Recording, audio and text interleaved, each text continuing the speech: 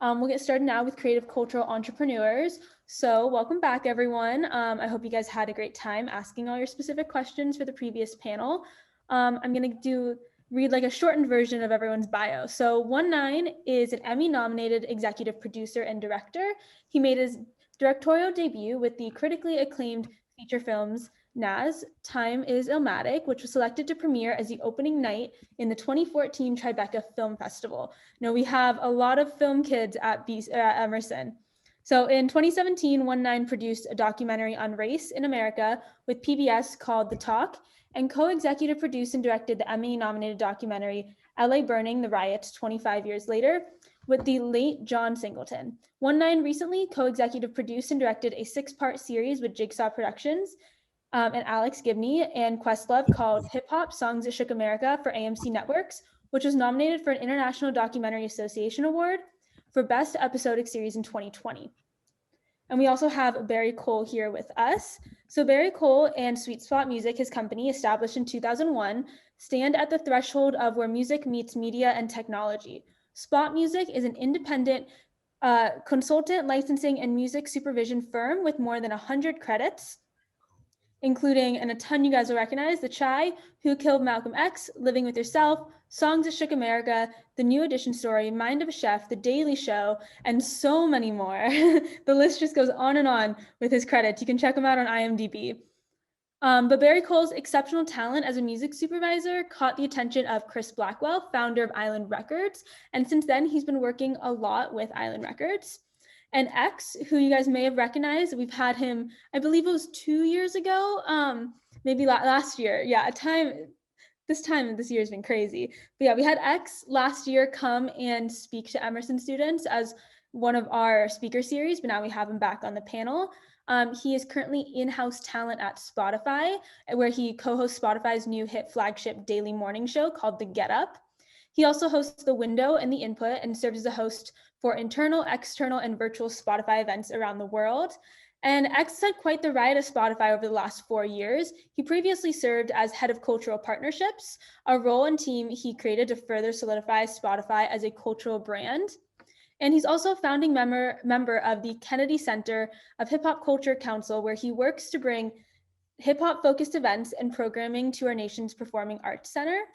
And he does a ton of other really awesome things that we're going to talk about in this panel. But last time X was here, he was head of creative or cultural partnerships at Spotify, and he talked a lot about that.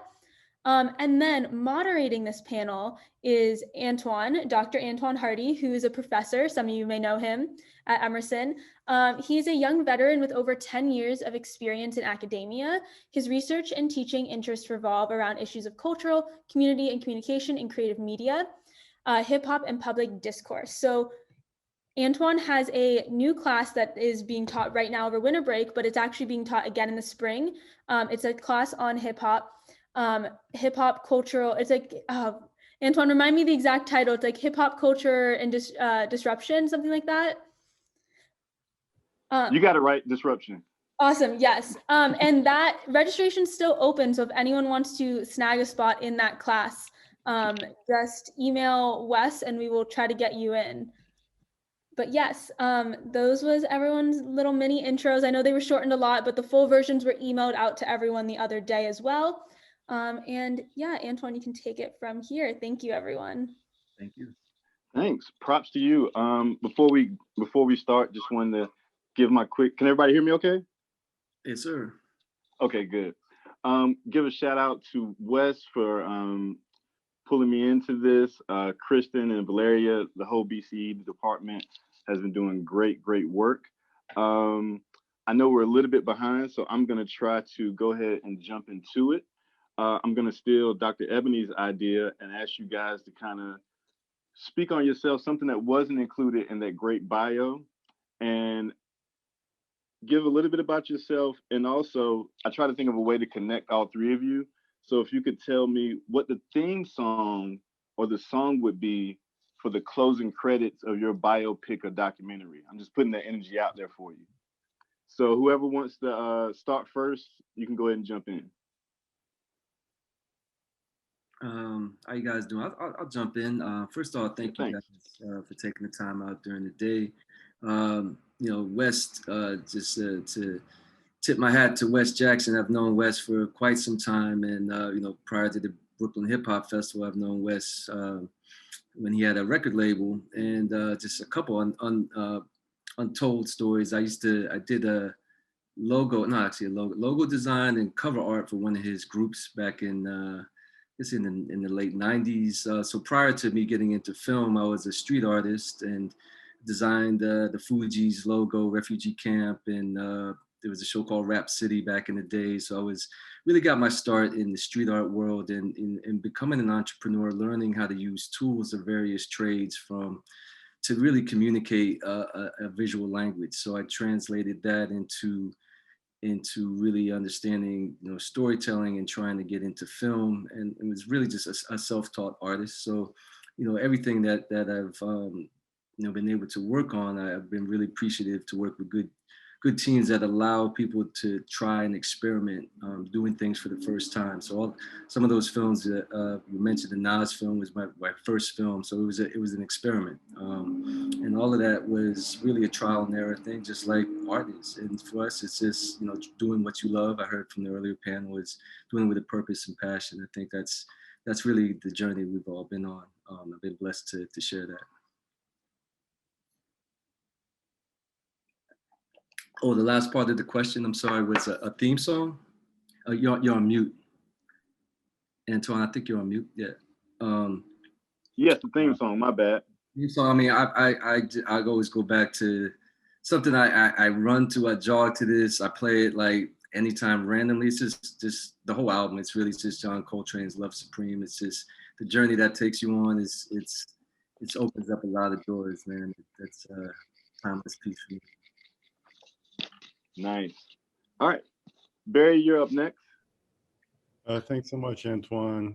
Great to hear you, 19. Great to see you. And Wes Jackson, yes, thank you so much, brother, for inviting us up. It's so great to see you sharing your knowledge with the masses. Back from the Seven Heads days, I mean, I've always known you've been such a proponent of music and also artists and also culture. So to bring this amalgam of folks together and talent together is absolutely amazing. Theme song wise, the thing that always pops in my head, and I saw this, I think maybe when I was 10 or 11, was there's a scene in Uptown Saturday Night where they go to a church and Flip Wilson is the preacher and the choir is doing How I Got Over. I recently worked on a docuseries with Dr. Henry Louis Gates on the history of the Black church in America. And How I Got Over came up. And, in doing the research, it's like you find out who Clara Ward was and the Ward singers. And there's such a deep history there. And every time I hear that version of the song, I just like fill up. So that in terms of theme song, if that's going to be the last page, that's always something that resonates with me. Something that people may not know through the bio is that when I was managing the Blue Mountain Music catalog for Chris Blackwell, we were housed in the Google building. And we rented space to Spotify US. So for 3 years, there were only 2 employees and they were in our office. And over the next couple of years, we saw the company grow wider and wider and eventually push us out of the office. It was more lucrative for us to rent it out to them, I think. But what I noticed in those early days was there were a lot of tech people. There weren't a lot of music people. And that actually inspired me to learn programming and coding, and so that I could start developing some music-based solutions to bring music and tech together. Very dope. All right, let's keep it going. This is great. I'm learning like all types of like great trivia gems I can use to impress people later. But Xavier, you got it next. Yeah, peace, everybody. It's good to be back. Wes Jack, the love, how we do it, brother. Much respect. 19, I'm going to start off by saying this is a true story. I bought the album he was referencing that he did the art for Wes Jack, The Unspoken Herd, Asheru and Blue Black. I bought that album based on the artwork. I was in the Best Buy and I saw the cover and I was like, this looks like something I like. Yeah. And I didn't hear any music and I just straight bought that joint. And that's how I came to know who Wes Jackson is. And we've been connected for many years now. So just you put things out in the universe, Yeah, and things come back around. Yeah. And Barry, you just said something that made me think about when Spotify first started. It was really a tech company that did music. And when I got to Spotify 4 years ago, I was part of the influx of entertainment and music and culture into the DNA of the company. And it's crazy how like all these things connect, the things you love, you put them out there, you pursue them with passion, and you don't give up and you go after them. And all these things connect up. For example, you know, I was an MC back in the day, but once an MC, always an MC. So I hosted, been on mics. Barry, you talked about how I got over. This isn't in my bio, but maybe on the last line it hints at it. But I'm also a deacon in my church, so I'm always in front of the congregation. It's call and response. Hip hop is rooted in call and response, and now my journey has led me to where I host full time at Spotify, and we launched this brand new morning show that combines talk with personalized music, and it's just completely shattering the platform, me and my co-hosts, and just a few weeks in, and we're at over 1 million unique listeners, and it's really humbling to wake up at 4 a.m. That's not easy to do, but to wake up at 4 a.m. every day and to pull this show together with the team of producers and just to speak on the culture and bring that cultural lifeblood into the company. And at a Black man, to keep it a buck with y'all, to keep it 100% honest with y'all, a Black man, another Black man, and a Latina woman are representing Spotify's flagship morning show says a lot about where this culture has come full circle. So with that being said, the theme song that I would close out my movie on, it's a lesser known song, but it's by a group Dead Prez that you may have heard of. And they got a song on their first album, Let's Get Free, called I'm an African, that kicks off the album. And that song is just all about being unapologetically Black, unapologetically yourself, and all the nuances that exist within that. And me being a native Floridian and a Brooklynite, all of that, and militant and relatable, all of that just speaks to who I am as a person. So I'm really glad to be here. Thanks for having me back, Wes, Jack, and Emerson, and Antoine. We thank you for moderating, brother. I appreciate it. All right, I feel like we're at a good start so far. Thanks for the theme songs, something for everybody to add to their playlist. So on today we want to talk about, of course, your pathways, some of the toolkits that you use, because you guys wear a lot of different hats, as well as creativity during COVID, and hopefully we have time to talk a little bit about the future of the industry. But since 19 talked a little bit about his beginning working in the visual arts and as a street artist, I was just interested, because the thing that students always ask us about is, how did you get here? And I always tell them that the path is not a formula. I can't say step A, step B. You know, when I was doing street team work and handing out flyers, I didn't know I was going to be a hip hop professor. I just kind of stayed with the passion and kept it going. So I was wondering, starting off with 19, if you could kind of talk about how the pathway of doing album covers somehow led you to being, you know, an award-winning filmmaker now. Yeah. Well, I always believe, I think just listening to everybody's story, that really the culture of hip hop, I think, really was a backbone to a lot of our journeys, and what that taught us is not just, the essence of the culture, but it taught us to be independent thinkers, to be entrepreneurs in our own way.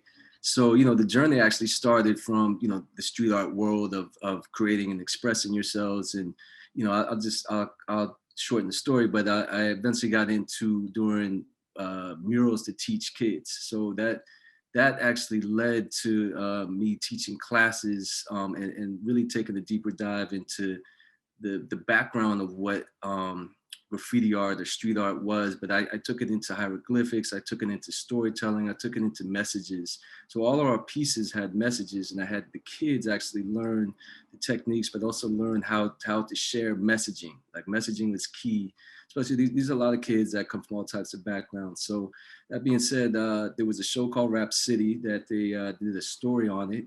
Basically, they filmed me with the kids painting and all of this. So I went to pick up the tapes, and I had my art book with me. I showed the art director, and he said, "Listen, man, we need some new, fresh ideas. Would you be interested in redesigning the Rap City logo?" I said, great, man, I would love that. They offered me a job. So when I looked, what happened was you had somebody that never had a job before that was surrounded by equipment and ways to broadcast things. So I was fascinated by how things can be put on TV. And so I took it upon myself to learn the print design world. And then from that, I was always going into the edit rooms on my own. And what I learned was I said, hey, can you show me the edit bay? I wasn't a paid editor. I wasn't even supposed to be editing. But what happens, I used to stay there till like 3 in the morning, 4 in the morning, sometimes overnight. And I would finish up their jobs just so I could learn the equipment. And then from that, I used to go into the camera rooms. I said, well, let me see the cameras you guys are using. And I was watching them, produce shows. And so for me, then I bought my own cameras and I started doing my own content and learning how to cut and produce on my own. So that led to, actually, I'm a sports fanatic, that led to doing street ball DVDs. So from that, it led into like the N1 type of stuff. And then, long story short, we had an idea, my friends and I, to create a documentary on Illmatic, the 10-year anniversary at that point of Nas's groundbreaking album. Never knew how to make a film, didn't know any of this. So we started shopping, our ideas around. Nobody wanted it. No one was going to give us a chance. So I decided to cut up a trailer on my own and just send it out. And eventually got to some friends, a guy named Bradford Young. I don't know if you guys know Bradford. He's a groundbreaking DP, first African-American nominated for an Oscar from Howard University. And he said, listen, man, I'll walk you into the Ford Foundation and share this with the guy that runs the foundation. He directed Eyes on the Prize. So that year, never gotten a grant, never applied for a grant. Didn't even know what grants really were. So he walked us in, we shared our vision with him. And he said, listen, I'll give you guys a break. I'm gonna give you some startup money. And I'm giving some to a new director at the time named Ava DuVernay and us. And that became, a bridging point of someone giving somebody a chance. So what I realized, long story short, is you've got to always generate, your own content. You've got to be able to provide and show people something. And you've got to be so persistent. And then the other part of that is connect with a tribe of people that believe in you, because those are the ones at the end of the day are going to give you that chance. So shout out to Orlando Blackwell.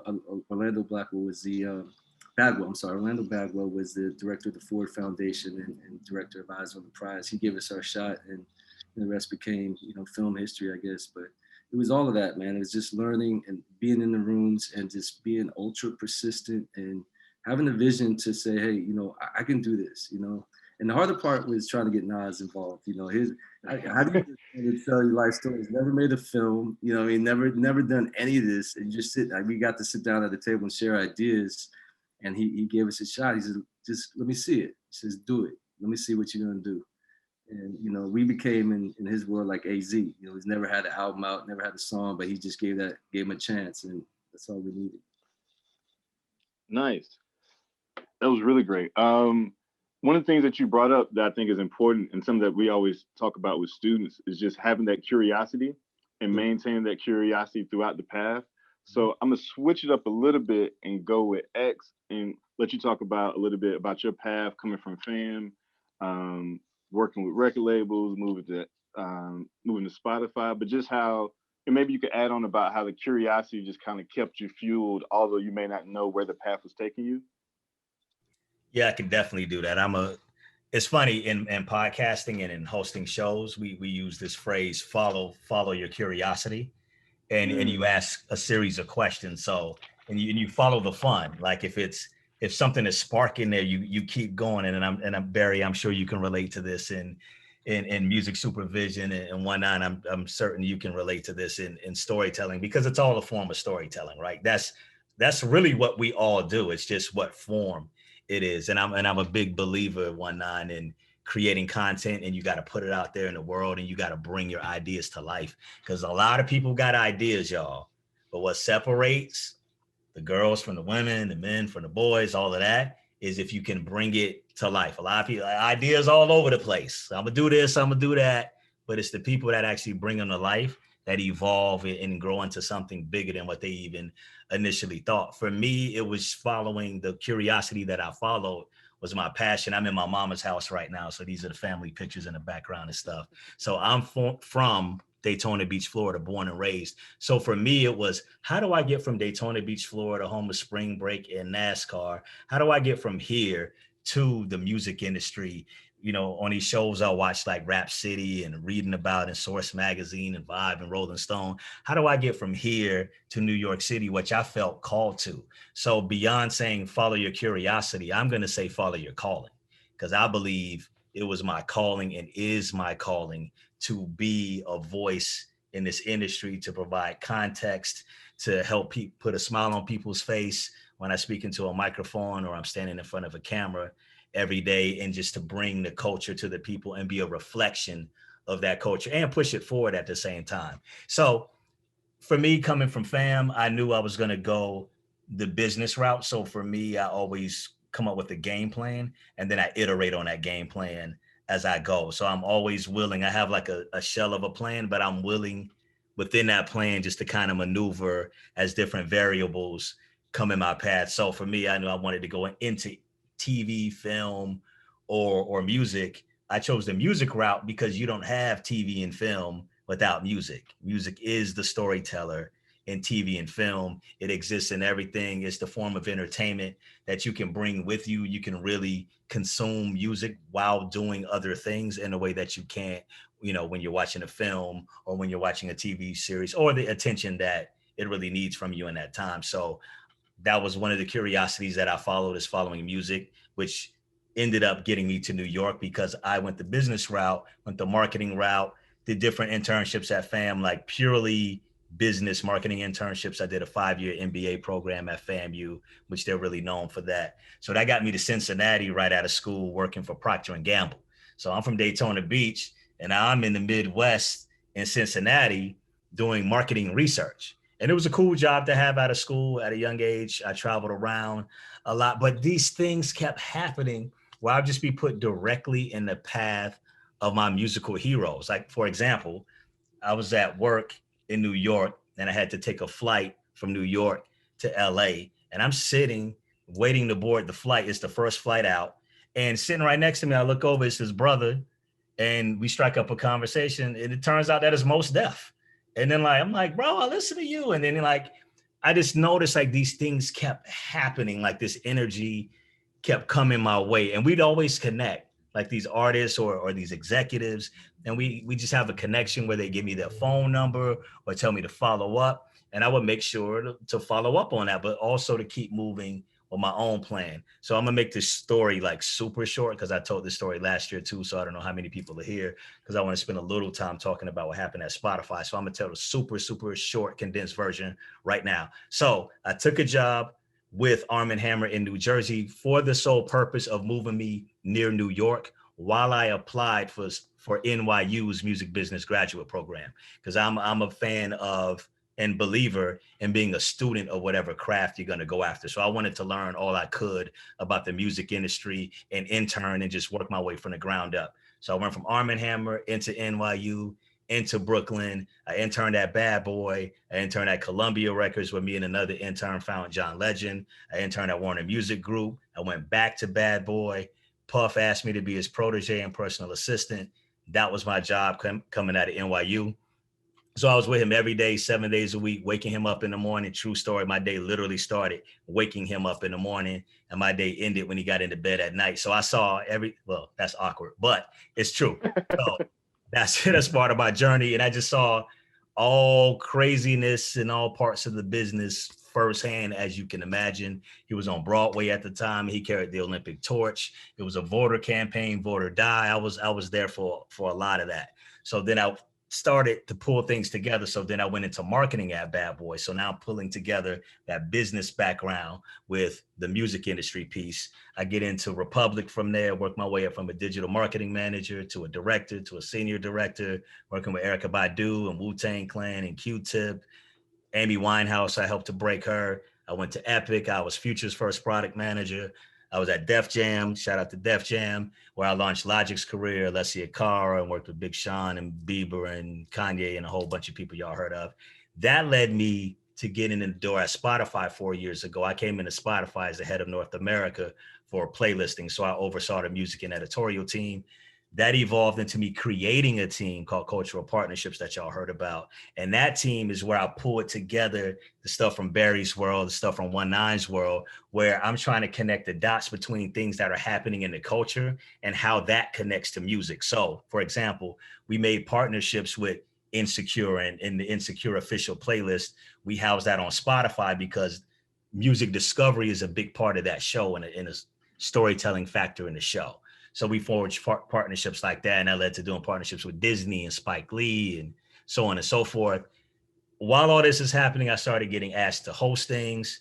That led to me hosting a podcast called Showstopper, which is about the memorable music moments in TV shows and films, where I interviewed Spike Lee, and we did a Queen Sugar episode and an Insecure episode and This Is Us and Baby Driver and all of that. And then that led to me eventually getting asked to mic test for this morning show that Spotify was building, and we built this thing from the ground up. So it all can evolve wherever you are, and you just got to build and bring that thing to life. And follow the curiosity, follow your calling. Follow the curiosity, follow your calling. That's a good one. Now with Barry, before I get to you, the funniest thing is explaining to students what you do or the many things that you do. And when I explain what a music supervisor does, they're always like, that's a job? Like, I can do that? So talk a little bit, like, how did you luck up with this job that many people, everybody would like to make playlists for a living, but don't know how to get there. So how'd you get on this path? Wow. Yes, it is quite a path. I'll refer back to something that April Walker said about an hour ago. She said, when the wills are greater than the skills. You know, I was like, oh, wow. And, you know, over the course of 20 years or so, I realized that I started out as a battle DJ. I liked records. I liked music. I liked playing music for people. I liked turntable acrobatics. You know, I liked how music brought people together. So when I got to college, I ended up studying film. But meanwhile, I'm DJing parties to make, you know, walking around money. I'm program director of the radio station.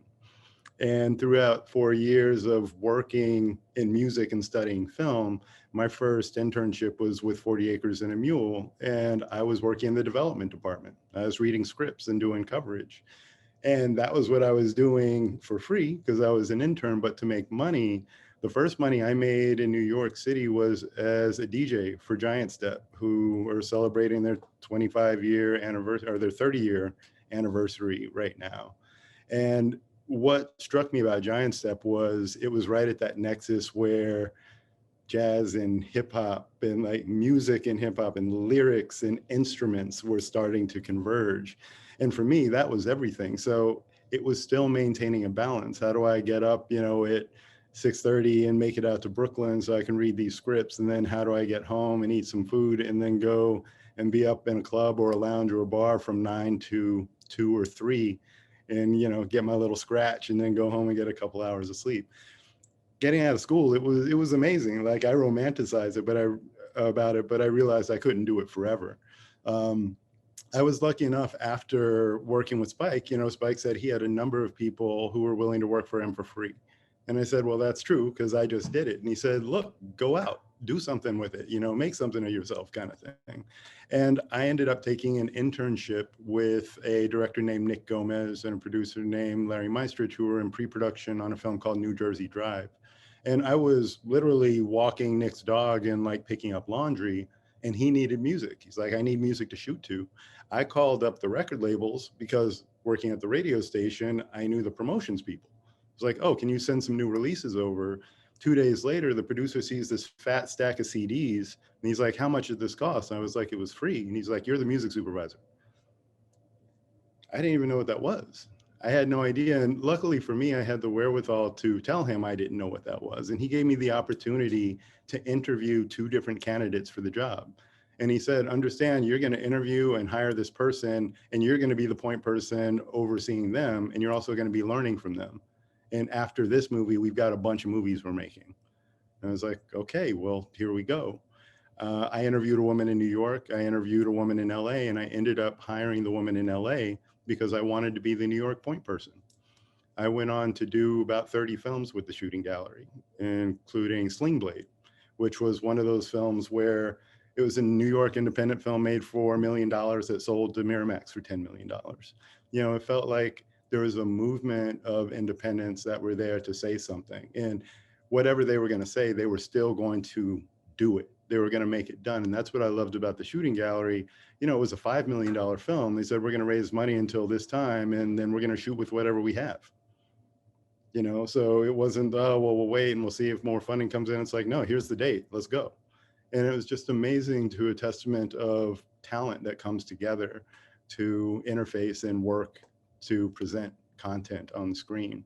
So for me, I was sold then. I was in the shooting gallery for my first 30 films or so, and then I went independent. One of the first films I did when I was independent was American Psycho. And once again, you know, that's Mary Herron. She lives, you know, she was from the neighborhood. You know, so this was more New York independent voices, you know, putting their content on the screen. And a lot of people ask, they're like, oh, that Huey Lewis scene, you know, in American Psycho with the axe murder. I was like, yeah, it's amazing. They're like, how did you come up with that song? I'm like, Bret Easton Ellis came up with that song. It's in the book, you know. So at that point, I realized that my job as a music supervisor is often seen as, we had nothing and you put all this music in here and it was amazing. You're creatively like so advanced. And, you know, I would say 30% is creativity, 70% is business, and 100% of it is communication. Because what I really learned in working in film and trying to put music together was that my calling was really to help artists create more art. You know, what I really enjoy about music supervision is the ability to call up an artist and say, hey, do you want $5,000 for something that you did maybe 2 years ago?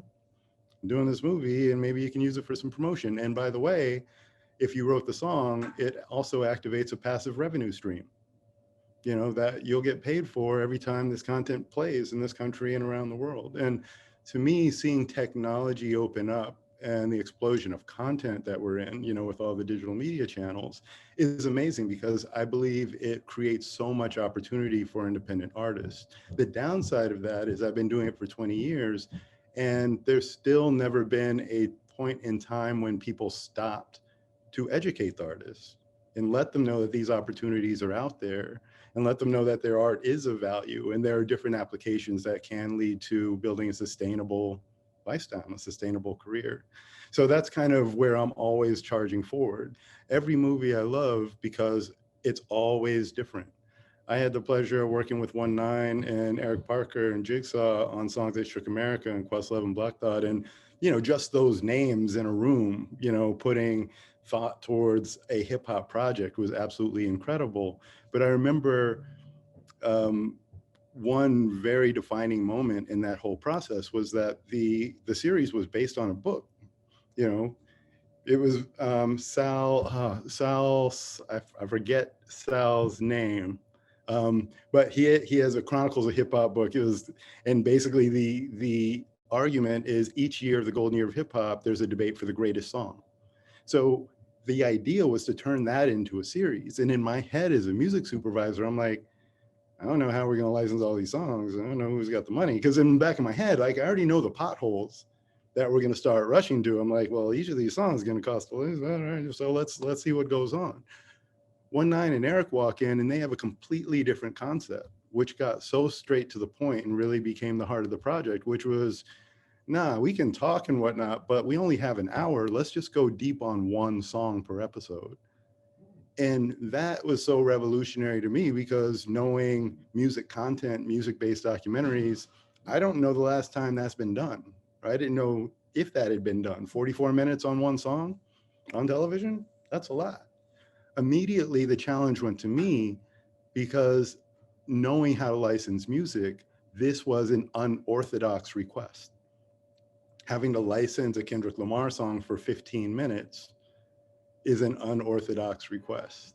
So part of the enjoyment I have is working with the team to extract the passion and the will of the project and be able to make a case, so that when we go to the Kendricks, when we go to Latifah's, you know, when we go to the Outkast, when they look at it, they're like, oh, how can I be down? And that to me is really the essence of what I do as a music supervisor. I would love to sit around and say I choose music all the time, but a lot of it is communication. With a director, I'm really working to translate their vision into music. And then with a producer, I'm assuring that that music comes in on budget and on schedule. So once again, back to the balance. You know, it's like I'm interning in the daytime, DJing at night. On every project, you've got this balance of business and creative that always has to get done. And even if the creative's not done, the business has to be done. Because if the business is not done, you don't have a film that's deliverable and it can't actually get distributed. So working backwards from what I know is most important, I don't want music to hold up the distribution of this film. I'm always going through my head and always through my experience to try and figure out how can I best serve this vision and how can I keep us on a track without making anyone feel too hemmed in, but assure that we're always going to come in on budget and on schedule, and we're all going to be proud of having our name on this project. And that really, for me, has been the essence of supervision. When I was asked to manage the Blue Mountain Music Catalog, it was actually one of my old interns who I had trained, who had moved to Europe, become a music supervisor, and she got hired and she became an amazing publisher. She's still an amazing publisher and representative in the UK, but she got hired to represent the catalog for Europe and asked me if I wanted to rep it for North America. And she's one of my dearest friends. So it was amazing to be able to work with her. The one thing that I realized was that the priority act, or one of the top acts in the catalog, was the Bob Marley catalog. And in my study of the Bob Marley catalog, I got to learn where the money flowed. As a music supervisor, I'm buying music. But as a publisher, I'm selling music. I'm collecting revenue. And it was that convergence of both sides of the table and seeing where the money went that has led me to where I am right now, you know, with a passion about blending music and technology so that it can further serve artists. It can help onboard and educate artists to activate those passive revenue streams, but it also creates a new vetted repository for music that's available for content makers. Very dope. You actually took us to a question I was going to get to later, but I think it's better to go with it now. Because talking about collaboration really just seems to be at the heart of all of this, right? So, you know, you and when I actually working on the show, and X the many hats and people that you're dealing with. So, I guess we can anybody can kind of jump in on this, but just how. Oh, I'll put it this way: being creative entrepreneurs, how do you use your position to try to empower other people? So Barry kind of talked about helping artists with licensing and syncing, but what do you 19 and X? What do you see your role as in terms of being, you know, a bridge or an empowering, an empowering factor for other creatives, younger creators in the industry?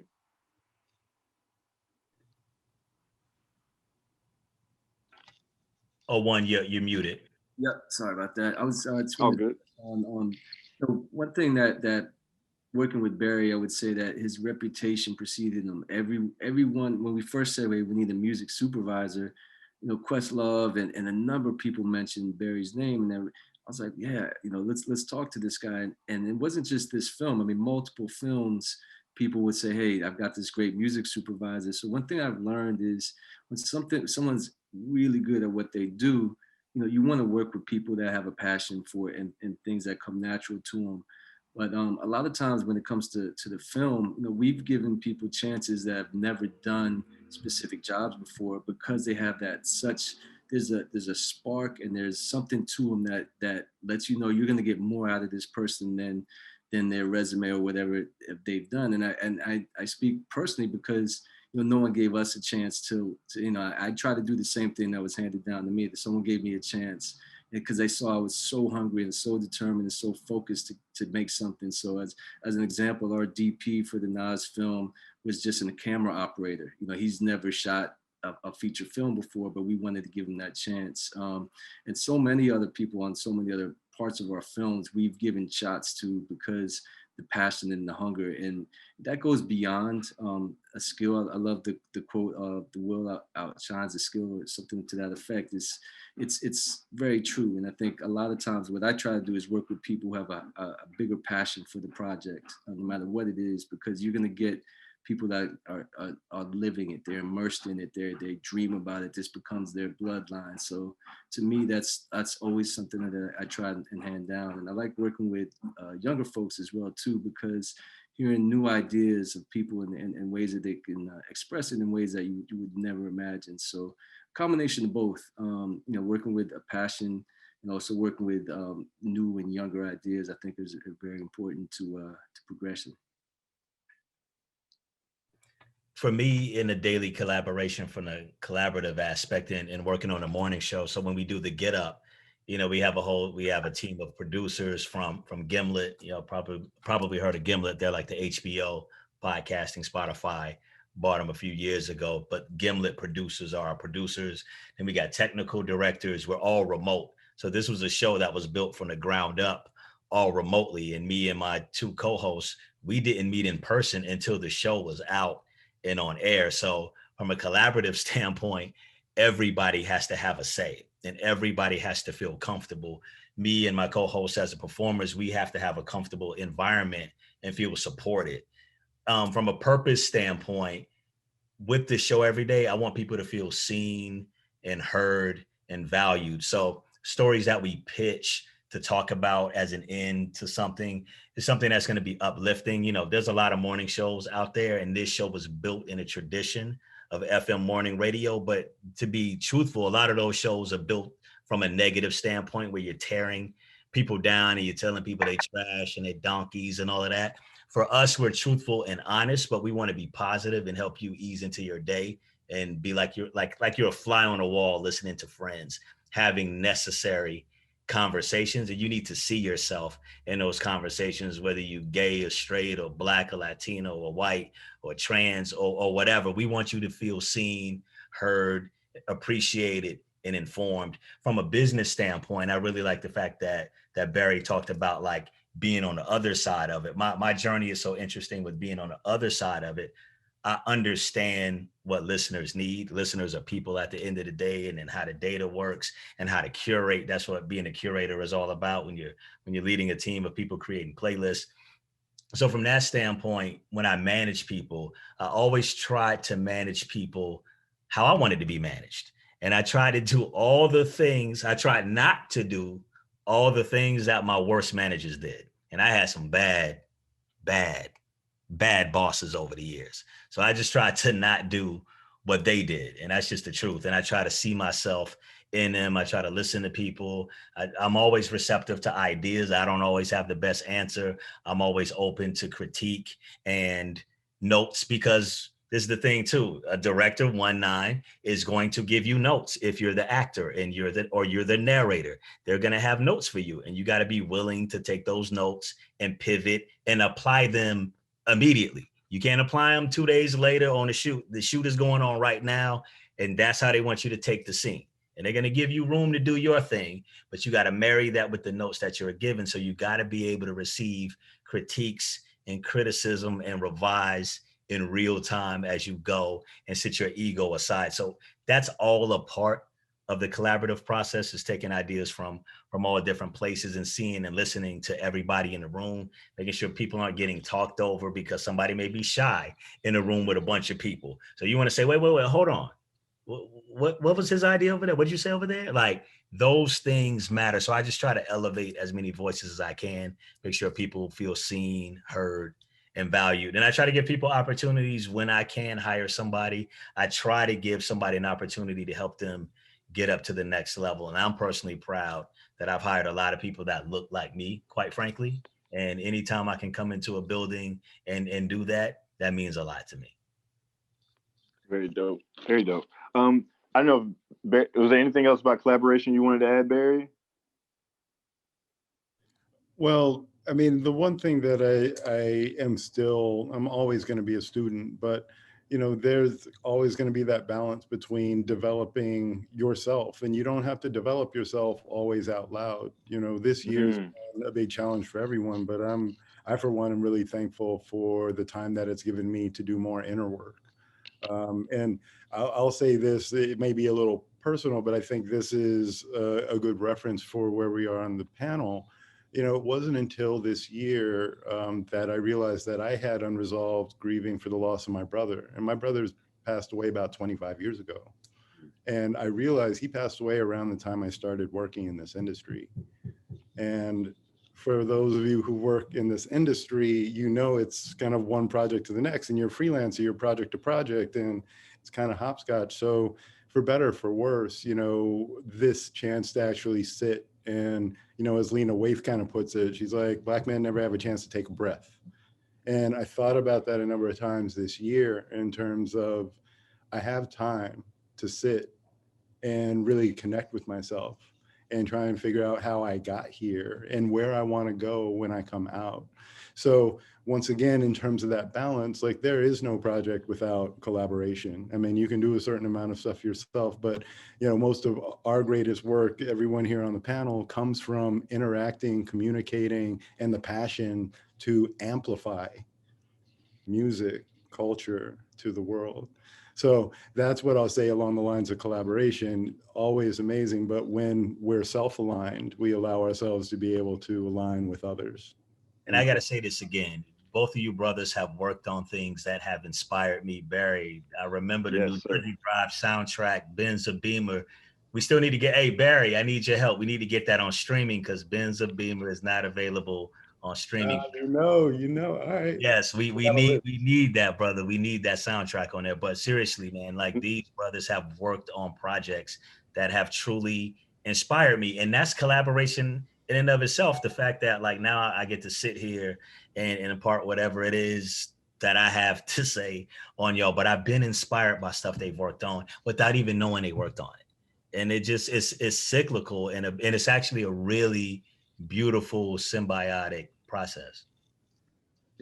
Very, very well said. I was thinking the same thing. Like Barry really is like the soundtrack of so many movies. Some like I was just telling somebody, like I remember watching The Chi and being like, who knows Chicago this well? Like it would just be random, like a Valet song or like a random King Louis track, and I'm like, who knows this? Like they are on top of their stuff. So it definitely is, you know, people who really, really are shaping and penetrating the culture. And once again, Barry gives me the great segue because I was curious of how COVID has affected your creativity as creative entrepreneurs in terms of, I know for some people, you know, as Barry kind of pointed out, and I would say the same for me, having that space and time to reflect has been jarring but helpful. For other people, I know the podcast industry is booming, and that's almost, I would imagine, more pressure for exercise. And then, you know, and then for 1-9, you know, the streaming wars and everything is blowing up and everyone's looking for content. So I'm curious how COVID has impacted your creativity and entrepreneurship. I could just jump in real quick. So I mean, beginning of the year, yeah, as you all know, everything was shut down, but it led to many opportunities in the way that it gave you the time, give you the time to really think about what's most important, right? How can you create from the remote space? And as a filmmaker, it actually shifted gears in me. So, you know, the films I choose to do, I never choose because of money, right? I choose to do them because of the freedom it gives me. So that being said, that became a mantra. It's like, what gives you the most freedom now? What can you do now? So I switched gears into creating films that I can work with on reverse side. I kind of reverse engineered that we can do all the production, post-production work, meaning the editing, gathering your archival, creating the storylines all from home, and then looking for money that we can get private investment money to create films that way. So we did it in a different way, and I actually launched a media group. It's a group of storytellers, writers, editors all across the country. And what I did, I galvanized teams of them to raise money to create these films that we can do from home. So it actually, my workload became more invested in films I wanted to do that I can work on from the home base. So just, you know, currently right now we've got four films in production, all different, a wide variety of films ranging from, on the sports side, working with Deontay Wilder, the heavyweight boxer, leading to his trilogy fight. I'm doing a film on the evolution of the news with Dan Rather, working on a legacy piece on the life of Harry Belafonte and remixing his music for a new generation. And we're doing a very odd project. I can't get too deep into it with Jonah Hill, Q-Tip, and Malcolm Gladwell. That's going to be a very experimental music doc. So that's going to be pretty interesting. So, and we also developed a scripted series during this time period. So it's, it was a time to maximize, the time that you had and use it very wisely. So it actually, it became a very fruitful year, actually. So just flipping it to things that, like I said, don't do it for the money, do it for the freedom. Very dope. I just want to say Jonah Hill, Malcolm Gladwell, and Q-Tip. That is a trinity. I would definitely be on the lookout. Like all parts of my nerd brain are firing off right now. Yeah. Barry, we right, exactly, Wes. Take my money now. Whoever want to. I can jump in there. For me, my hosting went to the next level because after Showstopper, that podcast I mentioned earlier, that was the first podcast I did. A lot of my hosting was like internal facing stuff. And then COVID hit. And then of course, everything went virtual. And then that led to me being asked to host this podcast for Gimlet called The Window. And The Window is all about what I saw outside of my window during these times of COVID and quarantine. So we did personal storytelling where we asked people questions and we sent them the questions and they recorded their own experiences with COVID on their own. So I would set up the podcast at the top, I would host it, and then it would just go into uninterrupted storytelling from different people. So one was an ER doctor in Augusta, Georgia. One was the Amazon worker in Staten Island who blew the whistle on the conditions in Amazon and ended up getting fired. We had him. And then, so we were telling all these stories. One was a Black woman hairstylist who owns her own salon in Atlanta, Georgia. And she told a powerful story about being forced to open back up, and she pays her bills with that. So she had to make tough decisions about reopening her salon during the height of the pandemic. Now we had a new height, but back then. And then George Floyd was killed. And we pivoted the podcast in real time. We had an episode done. And I said, we need to tell the stories of the realities of being Black in America. And I said something in the podcast and I actually teared up. And I said, this time of COVID, I feel the safest I've ever felt in my adult life as a Black man because I'm inside and not out there every day facing the things that we have to face. So this time of COVID, not only has it been a time of increased output in terms of creativity, in terms of being full-time talent for Spotify, I got to really tell these stories and to go to the next level as a host, because that was my last bit of armor, because I didn't talk about that at work. You know what I mean? I led this team and led that and did this and industry facing and people know me, blah, blah, blah, blah. But I didn't talk about being pulled over by the police 22 times by the time I was 21. And then after that, I stopped counting. But then when I told that story in that podcast, it freed me up. And to connect with the most people, you can't have something you're holding back because people sense that and you can't connect all the way. So that personally freed me up. And then we got to tell stories with Trey the Truth, who co-organized the march in Houston, the peaceful march in Houston. We had Tamika D. Mallory on. And then, and then we built this morning show that's just, breakthrough, and doing it during this time of COVID is crazy because that show, The Get Up, was created for commuters to be listened in your car, and people ain't commuting right now for the most part. So the fact that even that had to pivot and people are listening to it while they're doing their workouts and listening to it around the house, but you're building this thing around routine is just absolutely crazy. And now that we're like starting to interview celebrities and all types of things and all this new technology had to be built. I'm going to show y'all something. Like this rig, I don't know if y'all can see it. I'm going to try to show y'all. It traveled with me to my mom. This rig right here was built special for the show. Like this is how we do the show every day. You know what I mean? So like, this is like what we record on every day. So like necessity is truly the mother of invention. So when y'all hear that show go live, basically at 7 a.m. Eastern, Monday through Friday, we just recorded that thing like 30 minutes before and they pushing the buttons on that live. Like this is the latest technology that exists. And then personally, to something Barry said, I'm a very extroverted person, but I need my downtime to be the best version of me. And I really realized that solitude is my best friend. So I really quarantined alone until I got to Florida for the holidays. And I just got to just think and be at peace and be in my space. And for me, having that break, so to speak, outside of work was the best thing that I could have possibly had in a very, very tough year where I even lost somebody to COVID and lost somebody else unrelated to COVID. And it was weird at the funeral because everybody couldn't be there and we all had masks on and that sort of thing. So it's been a crazy year, but it did push me personally to create on another level and get to a new place where I'm not hiding, behind some bravado or just stories I was just ashamed and didn't want to tell, quite frankly. No, appreciate it. I hate to rush, but I know 19 has to leave soon. Did you have any final thoughts that you wanted to share? Thanks for hanging out with us a little bit longer. Thank you guys. I just wanted to thank Wes and the team really and the amazing panelists for really sharing your stories. To the college students out there, I just would say, really do your passion. I mean, don't hold back. Listen, when I was in college, I created my own major because I wasn't satisfied with sticking to the status quo.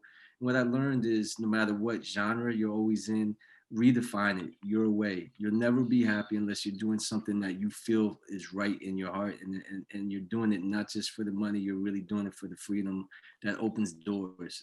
And honestly, I wasn't planning on being a filmmaker. This wasn't my career path. I didn't go to school for this, but I knew I had the ability to tell stories and really try to do things that uplifted the culture. So I think final words for me is as long as you're doing something that you feel like your passion and your heart's involved in, and it's not just about you, it's also elevating the culture around you, you'll open up all the doors in the world and have all the freedom you need. So I want to thank you all for the time and God bless, and please be safe out there and let's keep building, man. Let's keep elevating. Thank you.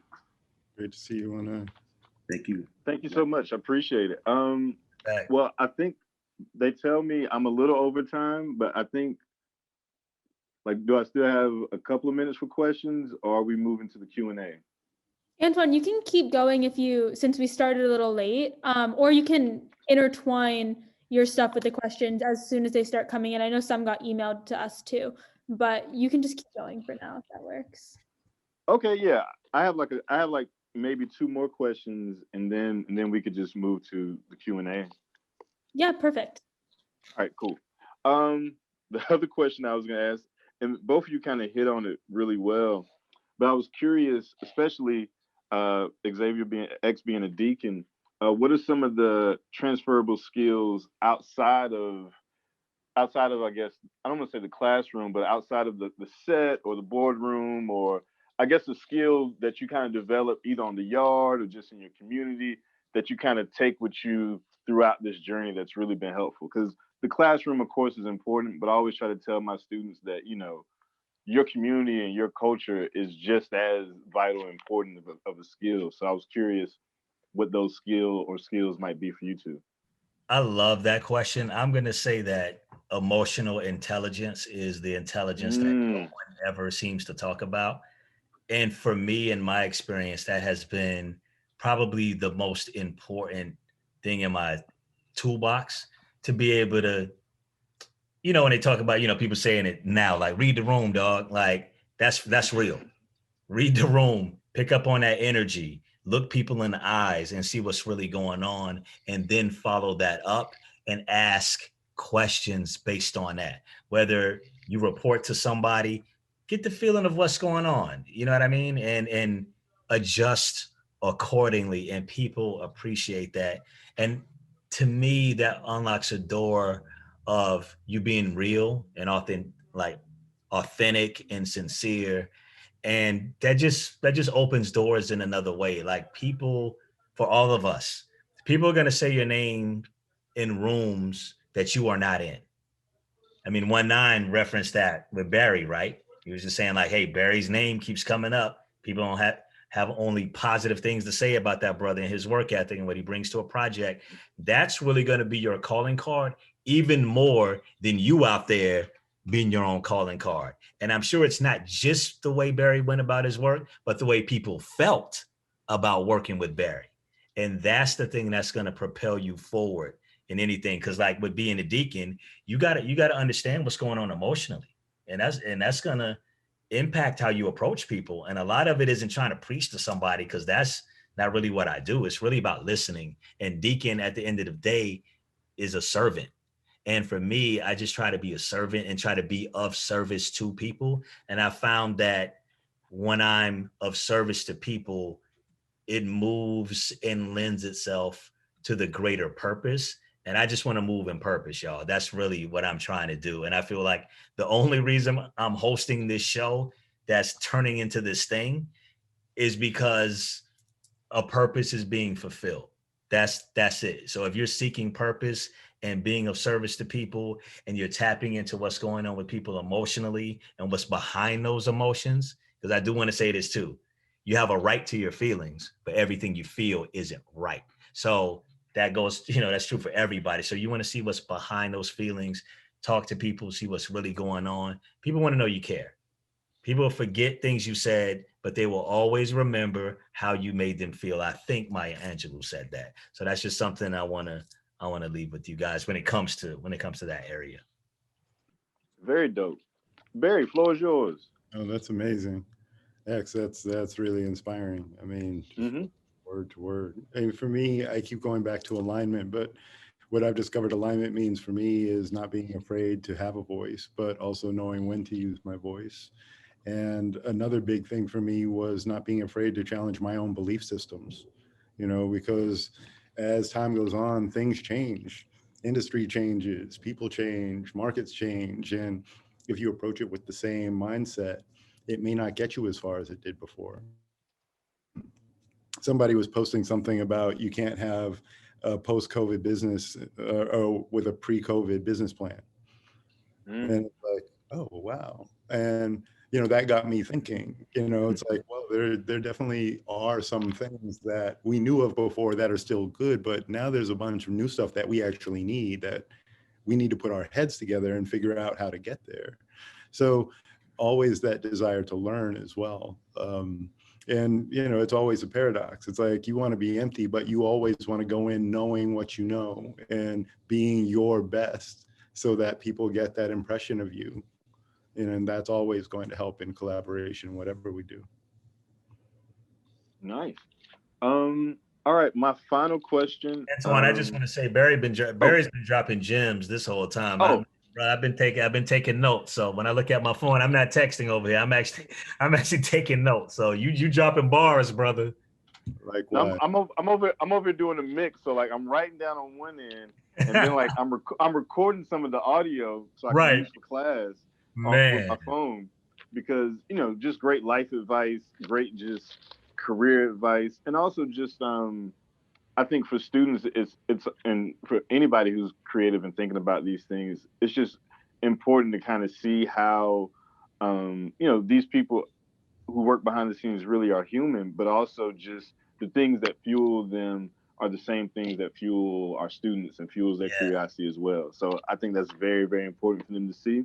So with that said, what's the future? Where are things going? I know Barry is in the augmented reality VR world, which is super, super interesting to me. And as I mentioned, podcast industry is booming.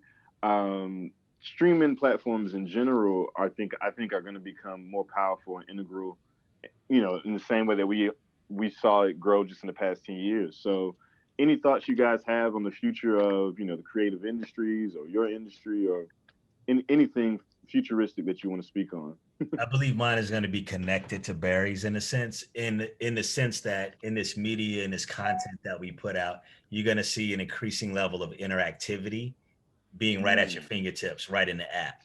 For example, with the Get Up, where you can see it now if anybody listens to it, or if you want to check it out, we have poll functions. So they quiz me in trivia every week. It's a whole thing, right? And on the last question, you get to see if you can answer the question right along with me in real time. So you can scroll, see the question, and tap the answer and see how many people who voted along with you. So it's like real next level stuff with this level of interaction and talking back and being able to stop it and pause it and pull out clips. So all these things are coming where it's not just flowing one way, content just flowing out to you, it's flowing back to us as well. And then you're going to hear us, I mean, it's happening now, hear us responding back to all of our listeners. So it's like you guys end up feeding the content of the show and then we're feeding it back to you. And it's just this big loop. You know what I mean? Whereas radio, unless you call in, that's it. The songs you get are dictated to you. Everybody's hearing the same playlist of songs, right? That's dictated by payola and all this other stuff. Whereas we get to the music section of our show, when we go to a music break, you're hearing your songs. Barry's Get Up is different than Antoine's Get Up is different from my Get Up. You know what I mean? Based on your actual listening habits. That's like crazy, mind-blowing next level. So you're going to see more and more of that coming. And I'm just honored to be a part of like the first show to ever do this anywhere in the world. That's amazing. Wow, it's super crazy. Crazy. Yeah, go ahead. I a few years ago took a transmedia class from a guy named Jeff Gomez. He has a company called Starlight Runner. He was one of the first people in the internet launch to take his like Dungeons and Dragons characters online. But what that evented in was when James Cameron was in production on Avatar, he was, you know, I think Cameron was a little upset that the crew weren't putting their all into it. And from what Jeff kind of relayed, it was kind of like, well, you know, Cameron's like, no, be into it. You know, these people, they're having their resources stripped. And the crew's kind of like, this is a giant green screen. We don't, what are you talking? So Cameron called Gomez and said, you know, Jeff, I need you to do what you do with your characters for this world that I've created. So Jeff Gomez created a story, not about the people in the tree that are in Avatar, but in the people in the tree that's behind the tree that's in Avatar. And it created, you know, kind of another wave of fan fiction. And what Jeff's main mission was is that transmedia really is about optimizing content for its appropriate platform. And what I love about that so much is any bit of knowledge that resonates with you, it's chance and happenstance that you were in the right place in the right time to receive it. Yes. And that's why we're also thankful to Wes, you know, for bringing us all together here where we can learn and exchange so much in one concentrated amount of time. But I think where technology is headed is exactly as X was saying. It's like, as we learn to personalize our feed and we are aligned with what we know we like, I believe we can turn those negative feedback loops into positive feedback loops. You know, and I think it is a matter of just knowing where the content is and how it comes to you. And right now at this kind of nascent age of algorithms, and this was a Spotify issue, not issue, but something that I picked up on. When I left Blue Mountain after Spotify took over the office, I was amazed. Like, how is this company doing this? I don't understand. So I started to learn programming and coding, and I realized, oh, I can build a streaming engine overnight. I just built one. So yeah. What's the real magic here? Oh, the real magic is getting people on board so that they want to have a continuing relationship. They want continuity. Yes. And this for me comes out of the fact that I believe we were firmly planted in the information age. And that was when we were, you know, it's like, oh, information, it's everywhere. And then we got to that point. It's like, well, if you have 100 shirts, which shirt are you going to wear in the morning? I don't know. I need help. And that's where filters come from. And that's what Spotify has become. When I started learning programming and coding, one of the first APIs I joined was called the Echo Nest. Yes. The thing that I loved about the Echo Nest is it was so friendly to me as a DJ. Like, they had a feature where you could go and take any YouTube video and you could take out every second and fourth beat or every third beat. You could literally remix YouTube videos with code. And I was like, I'm hanging out with these guys. And then before I know it, a couple of years later, who buys the Echo Nest? That's right. Spotify. At that moment, Spotify became so much more than a streaming engine and so much more than a subscriber base. It became a machine. It had the infrastructure not only to be able to deliver better content to its listenership, but actually to give itself tips on how to grow and how to better serve, its audience. So for me, I believe that kind of convergence is exactly where we're headed. We came out of the information age, and now here we are in the experience age. That's right. Well The said. Well experience age. I like that. The That's good. experience age. And You might echoing need to that side of copyright that. Boston too. The experience age. You might want to copyright that if possible. But so with the question, Jeff Gomez. Okay. With the questions, let me see. I just had them up.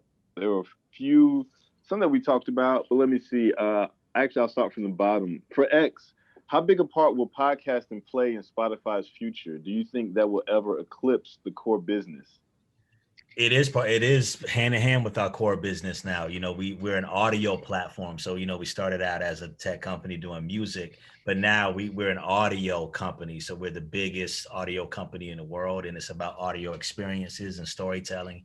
And the thing too, when I talk about core, it's not just the experience of listening to podcasts, but it's podcast as IP, and IP turning into the basis of TV shows like Homecoming. Gimlet's Homecoming, for example.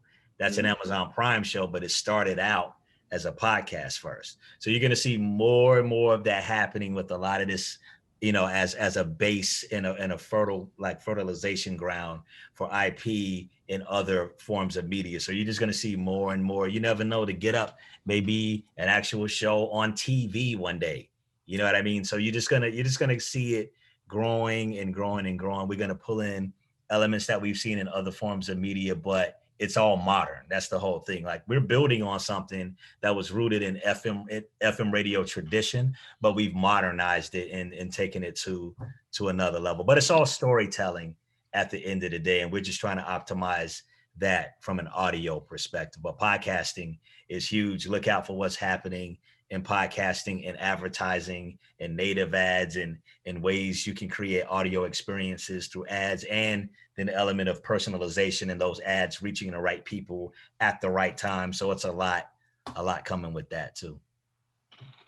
Yeah, I think and I like the way it's important that you put it, how Spotify is an audio company now. So podcasts, a lot of people don't know, audiobooks can be found on Spotify. Exactly. More and more. And I think, it's interesting because even with my students, I've seen the shift. So like around like 2017, 2018, That's right. few kind of listen to podcasts. Yeah. But 2020, everybody has their favorite top 5 podcasts. So it's exactly been right. amazing to see happen in real time. For Barry, the question was, let me make sure I get it right. Don't want to mangle up the person's words. Okay. For Barry, can you briefly explain the economics of song placement? Who gets paid? Who pays? I guess any example, of, like you said, this passive income from syncs and whatever, kind of speak on that. Sure. To take an example, let's say that I'm working on a television show and we need a song. That television show averages maybe 8 songs per episode, and we have a budget of $40,000 per episode. So to me, what I'm always trying to do is I want to be as transparent as possible. It's like, well, if we need 8 songs, we got 40 grand, that sounds like $5,000 a song. Is there a reason to allocate more towards a certain song? Is it more featured spot? After we go through that with the director and the producer and figure out what we have to offer, then the next step is, watch the scene. What is it that we're actually looking for from the scene? What is the mood? What is the tempo? Are there different styles, keywords, vocals, no vocals, instruments that are resonating with the scene itself? And then once that's established, we have an offer and we've got a menu. We've got a laundry list of things that we're looking to fulfill. So my first stop is to be able to access music that I'm confident, or at least semi-confident, that will be available to license on that budget and on that schedule. Now, every song has 2 different licenses, or 2 different groupings of licenses. The first grouping is the master use license. The master use license refers to the recording. That is the label, or generally the label, that owns the recording. When I was managing Bob Marley's publishing, it was a big realization to me that Bob Marley's family don't own Bob's voice. on his songs because those masters are owned by Island and Universal. So those are the master recordings. So the first grouping of licensing I have to do for a song is master use licensing. Generally it's a label, but sometimes it's an independent artist. You know, maybe it's a group of artists that have shared resources somehow. The second group of licensing I have to do is called synchronization, or that relates to publishing or the writers of the song. So if a song has one writer, chances are that's the only person that is going to have to sign off. But if there are three writers on the song, the first thing that comes to my mind is, all right, what is the publishing split? And what that split is what portion of 100% of the publishing does each of these three people have? Is it split evenly? Does somebody have more because they did more? For me as a music supervisor, I'm agnostic as to what the splits are, but it's imperative to have them because without them, I can't show documentation that 100% of the publishing is actually signed off on. I got called for an episode of My Next Guest Needs No Introduction with David Letterman, and it was the episode where he went to Sunday service. So he did a whole Kanye episode. And I get a call from the producer, like, well, Dave went out to service and we want to license this song Ghost Town. And I was like, okay, well, you know, I mean, I've worked with Kanye's folks before. They're generally pretty responsive, you know, let's see what we can do. And it turns out because the song was just coming out right around then, the splits weren't finalized. And there were 17 writers on the song. Well, Sunday service, right? Yeah. So when you talk about 100%, and then you need to divide that up amongst the writers that are there, and you also need to be clear on what their contribution is so everybody's happy. So for the song Ghost Town, I have one master license that comes from the label, which is Good Music. And then I have 17 separate synchronization licenses that represent 100% of the publishing. So the easy answer to the question is generally the master and the publishing get an even amount. So if I have $5,000 to spend on a song, chances are I'm offering $2,500 to the label or the owner of the master and $2,500 to the writer or writers or whoever owns the publishing. The thing about that is the label generally is an entity on itself. So you already see the label gets $2,500. Whereas if you wrote a song with 4 other people and you're dividing $5,000 by 4, you're already seeing, it's like, wait a minute, I just got $625. Why did the label get $2,500? And I only say that to put into perspective the power of owning your masters. You know, and this is another thing in terms of challenging belief systems. You know, we come from a record industry where you had to go into a studio, you know, to make a record. And we all know that's clearly not true anymore. We also came from a system where if you wanted to get on the radio or you wanted to get heard, you had to sign to a label because they had those connections and that's how it happened. But we all know that's not necessarily true anymore. You'll see in videos from Prince and David Bowie, them both talking about the importance of owning their own masters. And what I'll say from a music supervision standpoint is it's always such a pleasure to go to RSO, David Bowie's company, to license a song. You know, and he's been deceased for a couple of years now, but while he was alive, because I knew it was run and managed by him. It's not that he has to pick up the phone, but I know that the goal of the company is to be there so that they're on the receiving end when people like me call and say, hey, I've got this film and why don't we license a song? They have a catalog that they know so well that they're able to be very intimate with it. They're able to be flexible and they're able to hear, you know, what it is you want and how you want to use it. They also don't approve everything. But with the major label structure, you know, the 3 majors own 80% of the world's music. So oftentimes I can go and request a song and it might be weeks before I hear back, only to hear that the label says they don't know if they own that song or not. So that to kind of shine a spotlight on another big opportunity for independent artists and for folks just to know what the rights are. You know, if you make a song, that song automatically has a master and it has publishing. It's up to you to be able to ascertain what those splits are and register that song. But as soon as that song is registered, it becomes a small business and it's able to make money through licensing opportunities, not just for film and TV, but also for streaming and also for sale. Yeah. And video games too, right? Video games as well. Advertising, trailers. All Trailers of is a big market now. That's crazy. One of the questions from the Q&A, because we have a bunch of questions from the Q&A. I didn't mean to ignore any of them, but I can't ask all of them. But one of the questions that came up, with the lack of live events for revenue, how important do you think it is for streaming services to help artists make a living? Can you ask that one more time, or let me pull it up? Oh, no. Yeah, with the lack of live events for revenue, how important do you think it is for streaming services to help artists make a living? It's everything. The one thing I love about working at Spotify is it's actually our company mission is this, to help 1 million creators live off of their art by connecting them with 1 billion fans around the world. So that's literally our company mission, is to help, in a nutshell, is to help artists, creative artists, whether that's now podcasters or musicians or authors, live off of their art. That's what we try to do. So when we put a song on a playlist, it's in the hopes of that song connecting with an audience, you know, somebody listening to the song and that listener eventually turning into a fan who in turn wants to buy merch. So we have a merch section under artist profiles. We have a donation button that the artist can put up. So we've built these things into the site over the years, over the year too. And we also donate it. But really, ultimately, we want artists to be able to live off of their art. So we try to elevate as many artists as humanly possible. So you will see that all the way through discovery tools like Discover Weekly or Your Daily Drive or Fresh Finds, which is powered by Echo Nest that Barry referenced earlier. But we're just trying to aid in discovery, man, and connect people so people can hear them. And when people hear them, the streams are generating revenue, which will generate to fans and hopefully merch sales and eventually,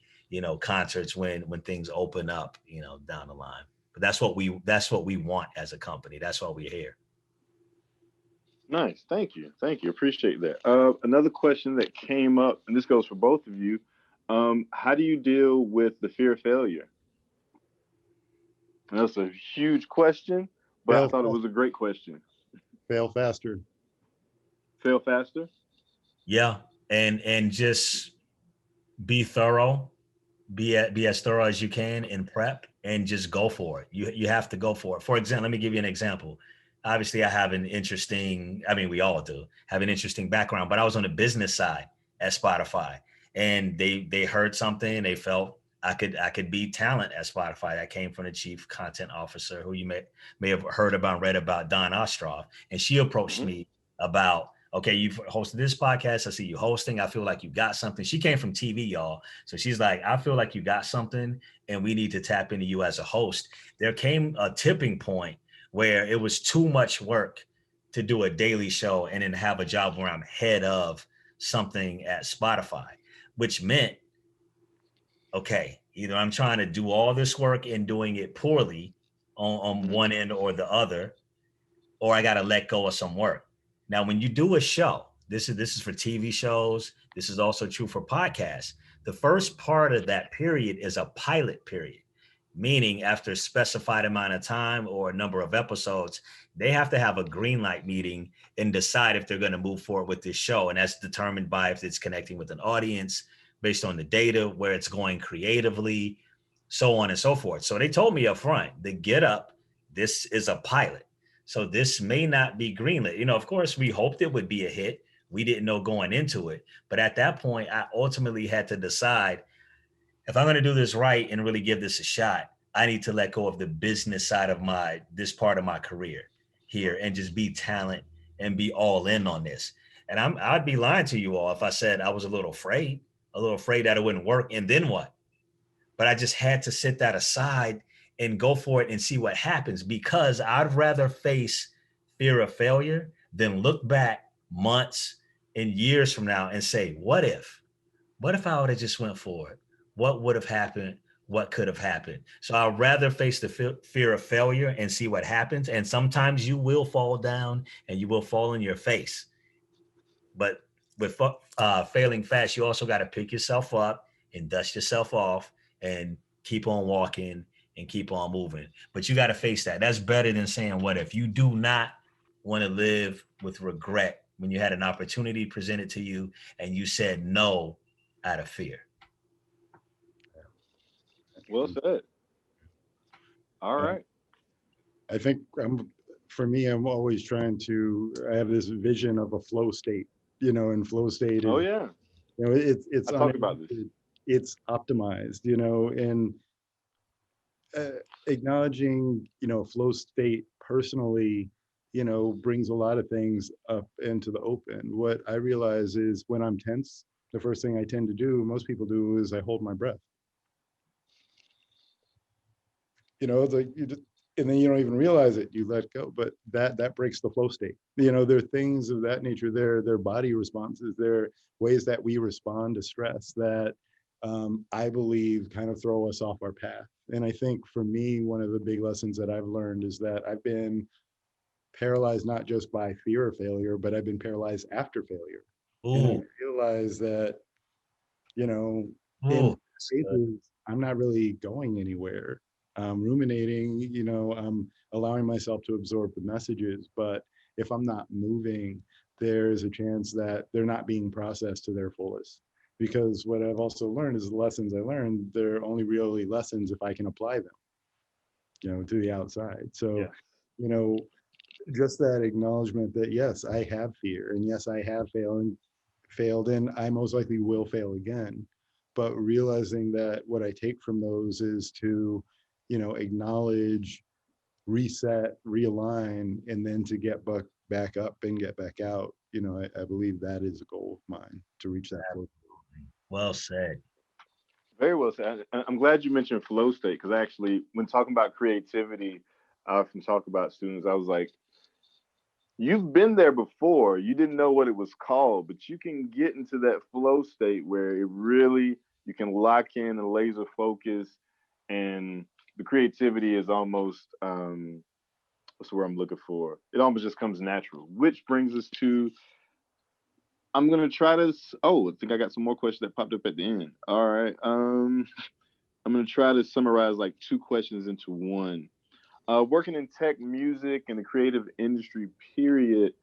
How do you guys, let me see, how essential is that blend, and also how do you keep the creativity flowing with dealing with so many different industries, tech, music, streaming, so on and so forth?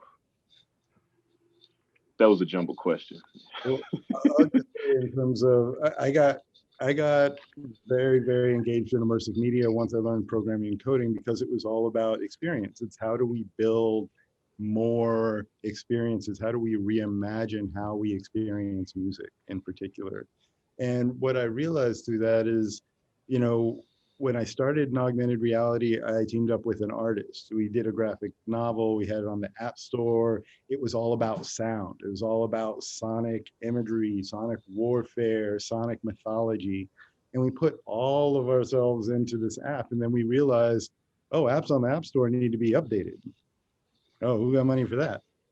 Oh, okay. So while we're raising money and we're trying to learn, we're trying to figure this out, the augmented reality platform Erasmus that was hosted by HP decided, oh yeah, we're not doing that anymore. So literally 3 years of immersive content just turned off one day. And I remember being so deflated by that. But looking back on it, I realized that all of it was exercise, all of it was practice, because the platforms that exist now are actually a lot easier to use. The user interface and user experience is a lot better. At its essence, and I love that you mentioned this, X, also about being a deacon. Yeah. Augmented reality is call and response. You point your device at this, and it responds. Yes.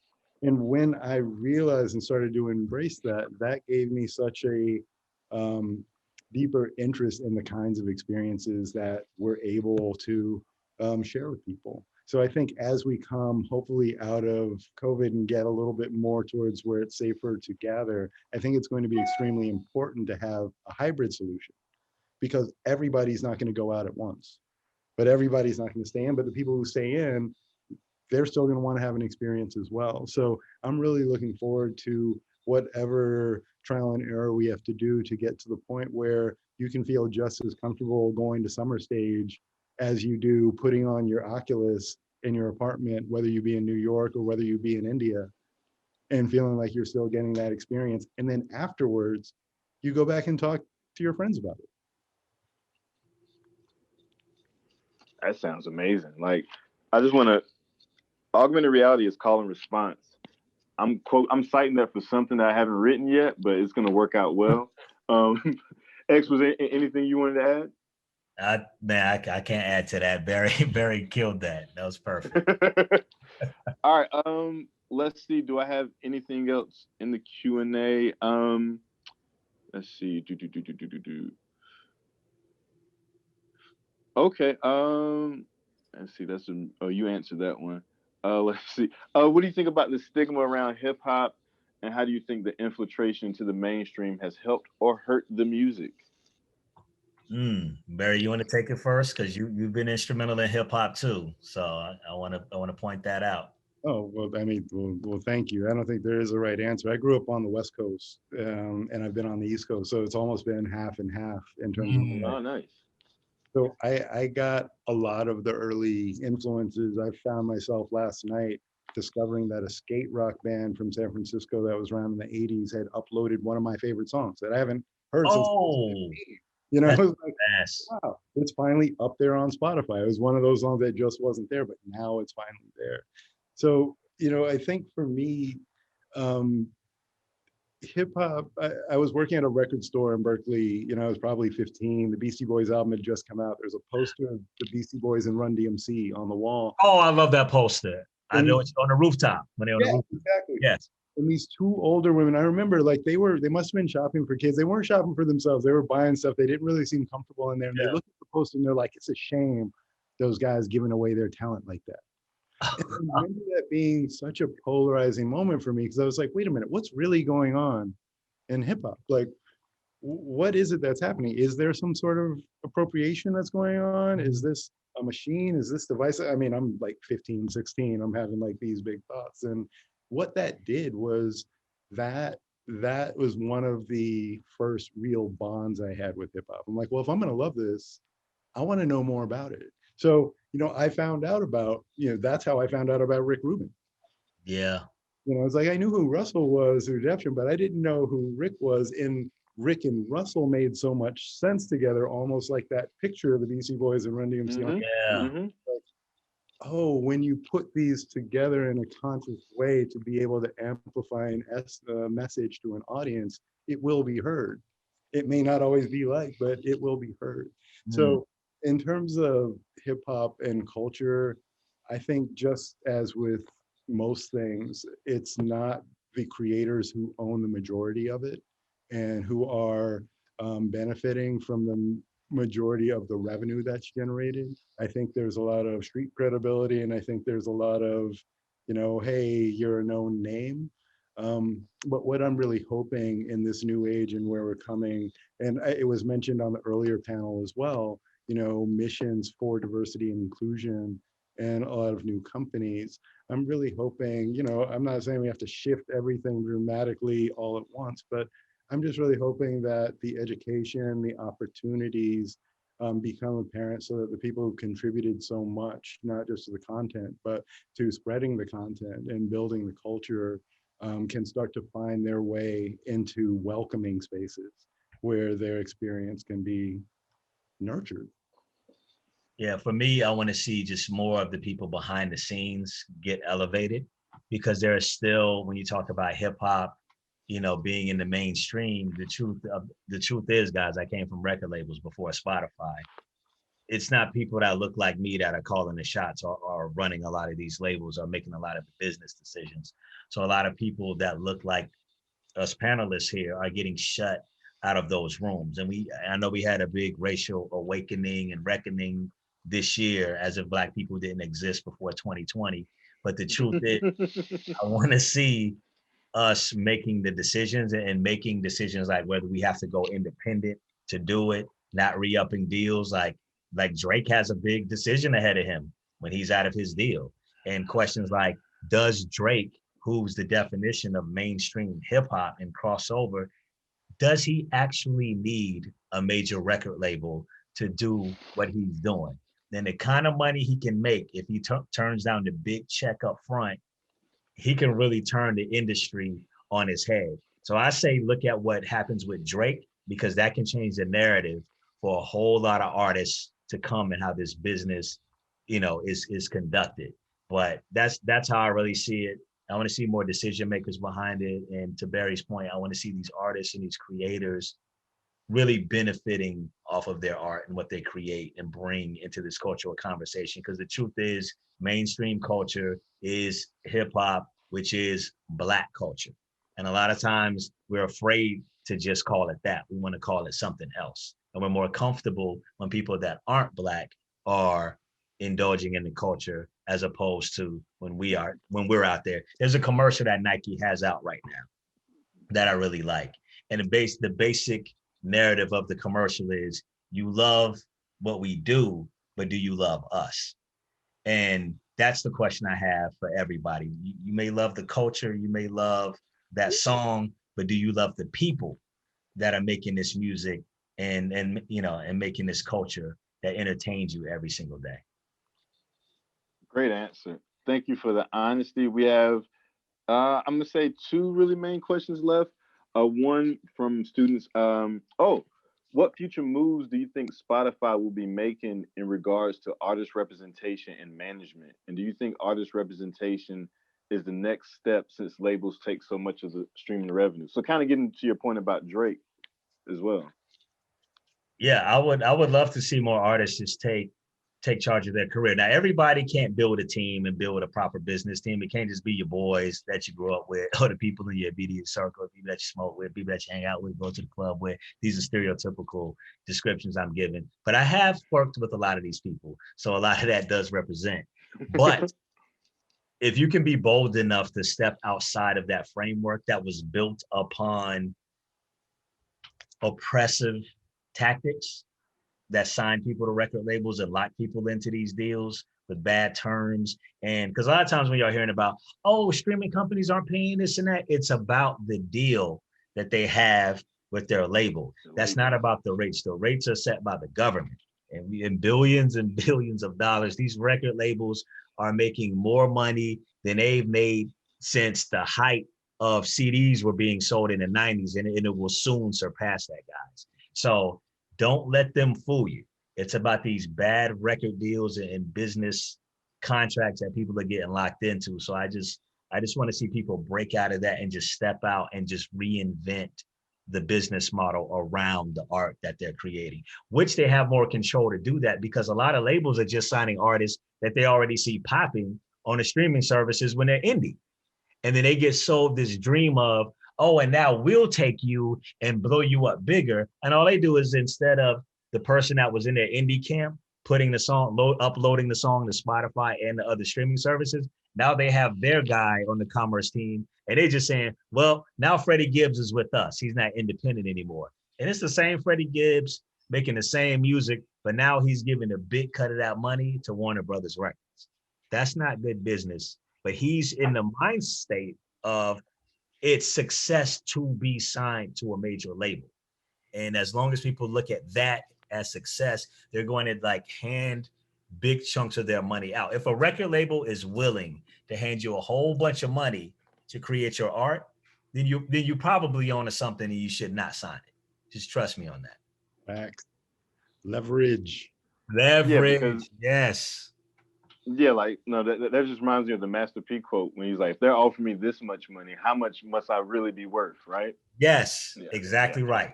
Exactly right. And he got one of the best deals to this date for an independent label signing, because he knew he had leverage. Yep. That priority deal. We talked about the universal cash money deal, but the priority Master P deal was insane as well. I mean, in a good way. That's right. For sure. One of the things, most important thing that students always ask about: internships, mentorships. How do they get these? How do they acquire these? How should they go about this process of getting on and getting their foot in the door in the industry?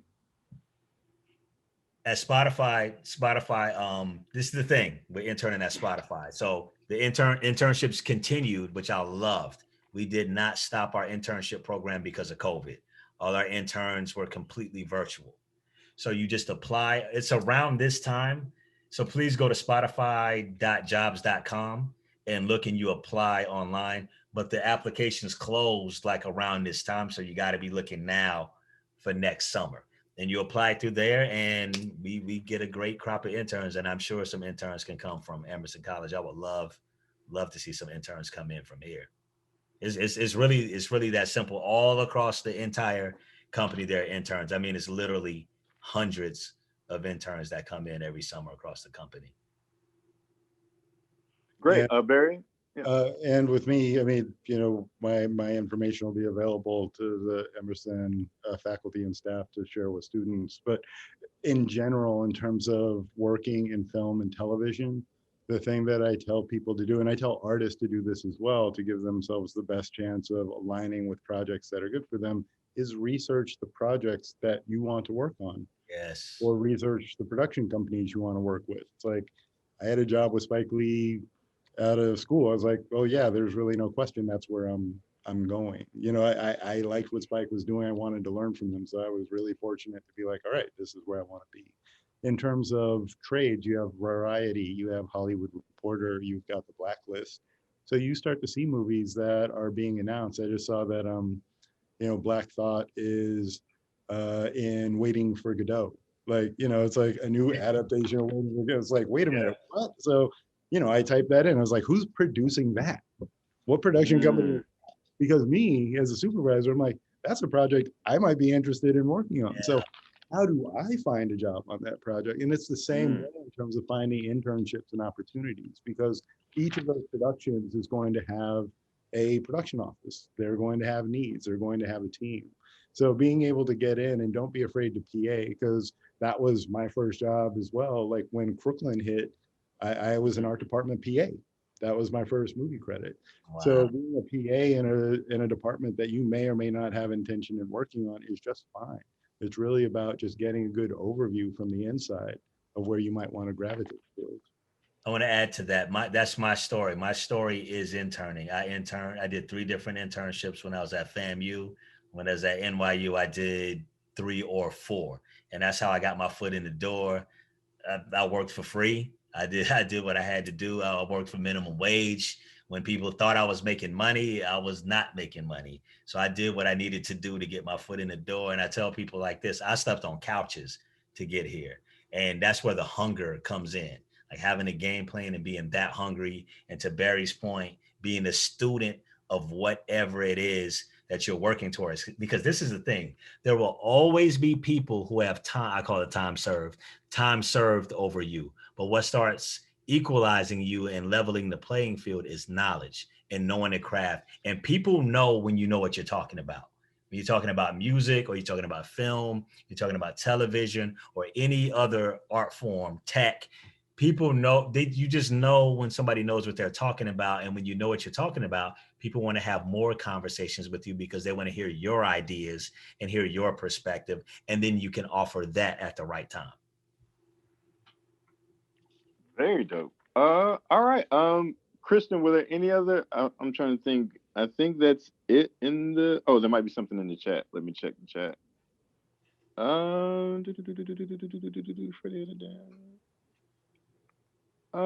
Do you guys anticipate working in the intersection of different industries, even more different industries, I guess, moving forward? Or is that just? Oh, did you guys anticipate working in the intersection of different industries?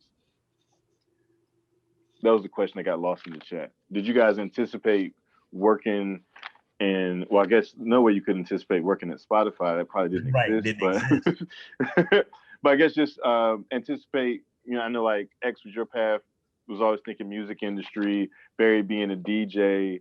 I guess, although you didn't know where it was leading, did you always know I'm going to do something with music? I'm going to do something with people? Like what was, I guess, just kind of your frame of mind back in the day? Mine was entertainment. I was always fascinated with all forms of entertainment. So I hoped that I would work with TV, film, music in some form of fashion, maybe even sports. You know, I just was trying to figure all of that out. I knew if I worked with something that interested me, then it wouldn't, I mean, it still feels like work at times. So don't let people fool you when they say, oh, you never feel like you got a job. It feels like you got a job. When you got to be somewhere at a certain time on a certain day, it's work. I don't care what anybody tells you. That's why you hear sports athletes complaining from time to time. But that being said, I knew I wanted to do something with this realm of, you know, this area. And then it just so happened that I talked about it all the time because I talked to my friends. I gave my opinions all the time. But I didn't know, what I didn't know is that I'd get paid years later for my opinions every single day. And that there would be a show at Spotify that they feature on the homepage like every day where they want me to just give my opinions about what's going on in the world and in pop culture, and that people actually care about what I listen to.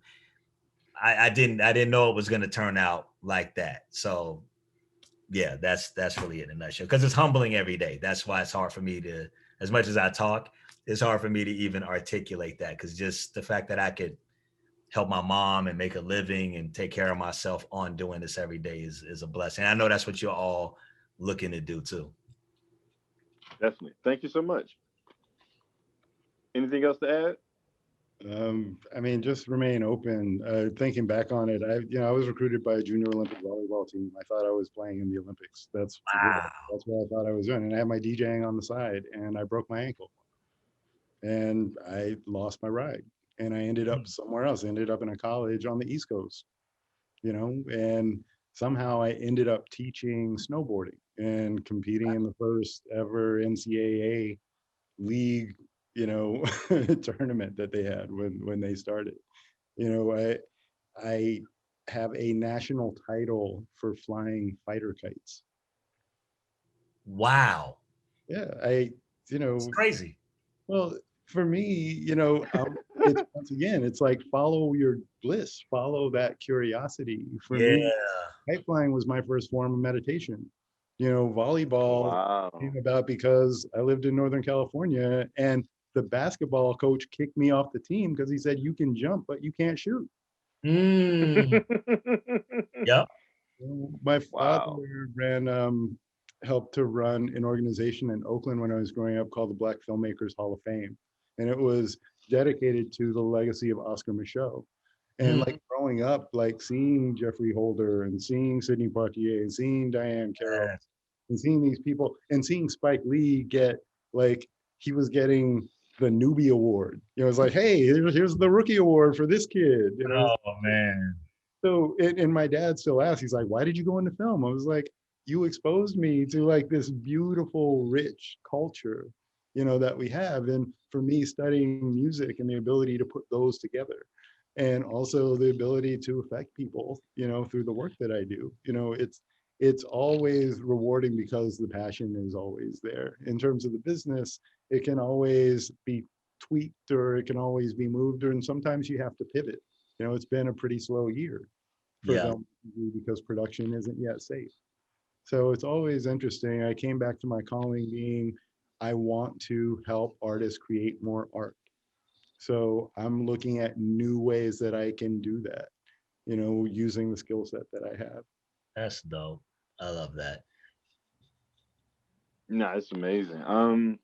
Wow, like I've learned a whole lot. I think we're almost at 2 hours of talking. uh, were there any other, Kristen, were there any other questions in the Q&A that I didn't see? Yeah, let me look. I think a lot of them kind of got covered while you guys were talking too. But if anyone has a last minute one they want to add, throw it in too. Let's see. I'm just reading them over.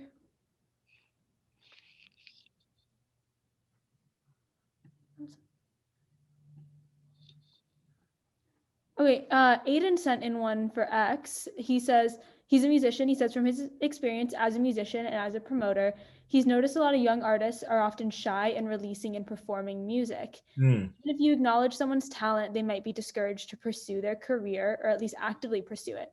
What advice do you have to support these musicians in building confidence? You know what? You got to start. You can answer this as well, because it kind of ties into what you do.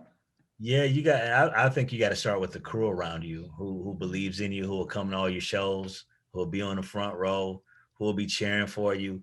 For me, this is how I know, and this is true. Like, this is what the get up. Like, again, you don't know if something's going to be a hit when you're making it, and it's just you and the producers, or you in the studio, or just you with the headphones on and the people you're collaborating with. Right? You don't know. You think you got something, but this was always in my mind, from my hosting at least.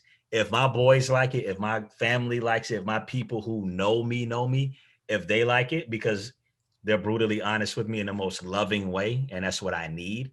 If they like it, then I'm good. And I feel like everybody else catch on. And that's how I do it. So make sure your people around you, you got people around you that are honest with you. If it's not up to par, like, this is what I say about music. When you're making music, be honest with yourself about, does it stand up next to the music you like? Like, so can you put it on a playlist next to songs that you like? And if there's a drop off and the head's not bobbing like that, even if you play it in a room and people don't know it's your song, maybe even try that. And if people are not feeling it the same way, just be honest with yourself about that and go back in the lab and work on it. But once you start getting something, and when things open up again, you got to get out there at some point. You just have to. And that goes back to the fear of failure thing we talked about. And if you fall down, you bomb in front of a crowd, learn how to turn that crowd around. Like, pick yourself up, dust yourself off, and get back out there again. But that's where you're going to get a lot of your chops, is getting out there in front of the people. But you can't, you don't want to just say what if. Remember, just think about the alternative. You don't want to say, what if I just tried it? I agree. And also going back to the flow state, I I might have a commercial I'm working on. I might reach out to 10 people. 10 people can't get hired on the commercial. One person's going to get hired on the commercial. And, it's interesting to see what the different reactions are, because more than often I reach that frustrated reaction. It's like, why do we even try? Why am I doing this anymore? I should do something else. And in my head, I'm like, well, you just created a driving spot for an international brand and it didn't get chosen, but now you have one of those in your library.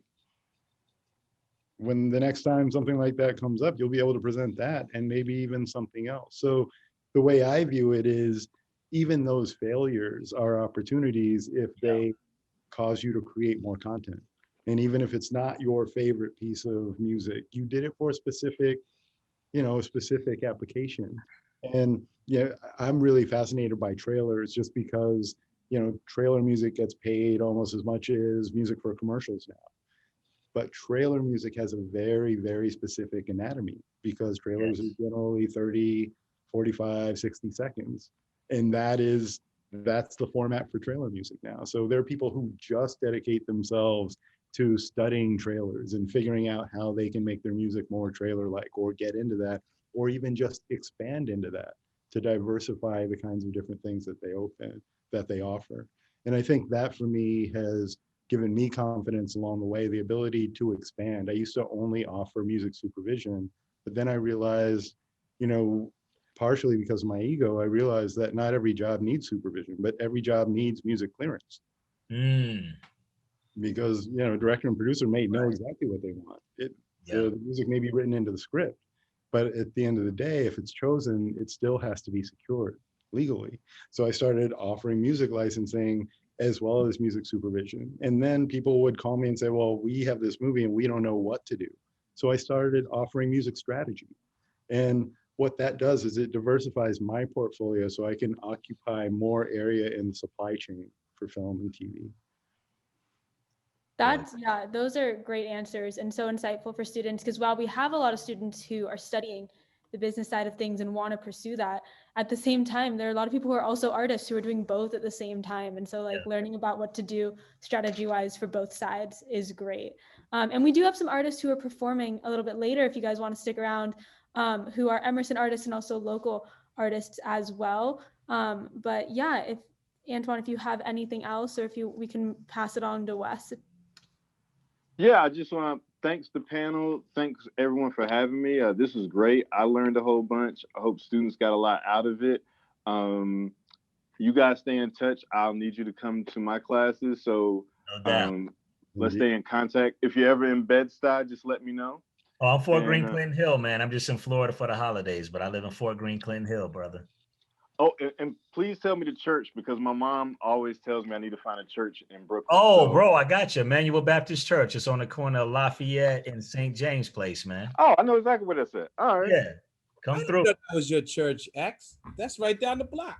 Yeah, you know. I didn't know that. I guess maybe I did know that. I didn't realize it was so close. Anyway, sorry. Yeah. I'll be there. Appreciate it. No doubt. So I just want to say, as we sort of wrap up, and thanks for everybody's attention, and thanks to, our panelists, and I just have to say personally, thanks for all the kind words.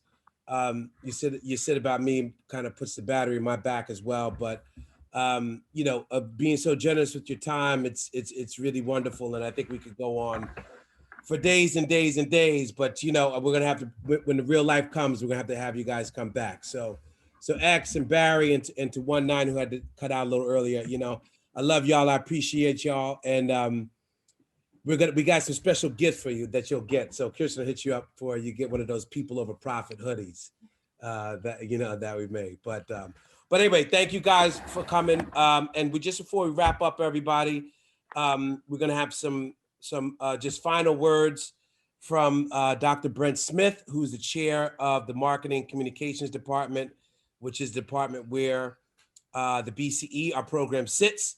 So this is the boss. So we want to have him take us on out with some words of wisdom. So Dr. Smith, the floor is yours. All right, thank you, Professor Jackson. Well, I just want to say, you really did it this time, Wes. Wes and friends. So I'm a little sad this is over, because there have been so many gems of wisdom, and it's nice to see so many people have come out to do this, participate in your inaugural conference on the future of the creative industries. So in no particular order, I want to give a shout out to Xavier Jernigan, fellow HBCU graduate and cousin of mine, is part of the one of the members of the Marching 100 from FAMU, and did lots of internships, just like you, right? Best band in the land. So, as we've listened, to Bobby Brown and the gentleman here, Antoine and Xavier and Barry Cole and 19 and Carmela, April, Stephanie, and others, we should maybe challenge ourselves to consider not merely what the future will bring, but what we're going to bring to the future. So we've heard a lot about innovating, being empathetic, having equity, and maybe that's a reminder for us that the future is ours, and we can have a say in what it will look like and feel like, and more importantly, what it will mean for us and everyone. In terms of just innovating, Bobby Brown said earlier in the day, don't really fret about your competition. It's a big world, it's ever changing. There's room for all of us. That's important to keep in mind. Carmela and April and Stephanie suggested that we follow our spirit, especially if it keeps us awake every day, all day. So I believe it was mentioned, if you can't stop thinking about it, then do not stop working towards it. Pretty sage advice. Also, earlier in the day, Stephanie mentioned, her service in a community for middle school students. I think it's really important for us as we think about how we're going to make our way, that we remember, as we heard of all the speakers say to us, that somebody helped make a way for them, right? That somebody offered themselves up to give someone a chance. So when you get to where you're trying to go, make sure you reach back, reach down, reach some kind of way, and find some community where somebody needs you, maybe no one else, but someone needs you to give them that chance. I also think about, one of the things that really impressed me just as an observer in this conference was how much culture matters. We heard about church, right? We heard about hip hop. And as a member of both of those cultures, it really just touched me, because I came up around a time, as Wes did and others, when hip hop was a fad. And maybe it still is, but it still is inspiring a lot of people. It's still paying a lot of people. It's still connecting a lot of people. So clearly this is something that kept a lot of people up all day, every day, and they never stop working at it. We heard about making sure your will outweighs your skill. If that's what's called for, then always have the will, and somebody will see in you that maybe they should give you a chance, and you will go on and ever being the student, learn the technology, learn the coding, as Barry Cole told us, as 19 told us, learn the production, learn about the cameras, learn it, whatever it is that you need to learn, but make sure you've got the will to make your way to getting the skill, to make your way to getting a chance from somebody. Antoine Harding, I appreciate you for kind of reminding us how important it is to have a theme song, that thing that might keep us inspired, that might get us through. So per that Jay-Z poster in your background, you know, we know that sometimes as entrepreneurs, we have to brush that dirt off our shoulders, right? We know that, you know, be it John Coltrane or the Clara Ward singers, that life presents a lot of challenges to us and a lot of opportunities. We all know, as we've been in our journeys, that life is more like a squiggly line than a straight one, and that opportunities will meet you when you're ready for them. So thank you all, those who are with us right now and those who are with us early in the day, for just making that very clear to us. It's always helpful to have that reminder, right? Life is very squiggly, but there's always opportunity to be found. I think also from Xavier and Barry, Antoine, Wes, lots of folks, really gave us, I think, some encouragement to stay situationally aware. Always be mindful of what's happening. So I think 19 mentioned the example of, you know, startup money might meet you when you've got an idea and you bump into the right person in that tribe where someone believes in you. So find a tribe, find people who believe in you, who encourage you just by listening to your ideas, however long they take to come to fruition. So again, I just want to, as I just kind of conclude my remarks here, I really want to say, you know, thank you to Wes and to Ebony and Antoine, Kristen, Valeria, all the folks that kind of came together to make this happen. Robin, Molly, Paul. This is really a very special first go at this. This is going to be difficult to outdo, but I know you can.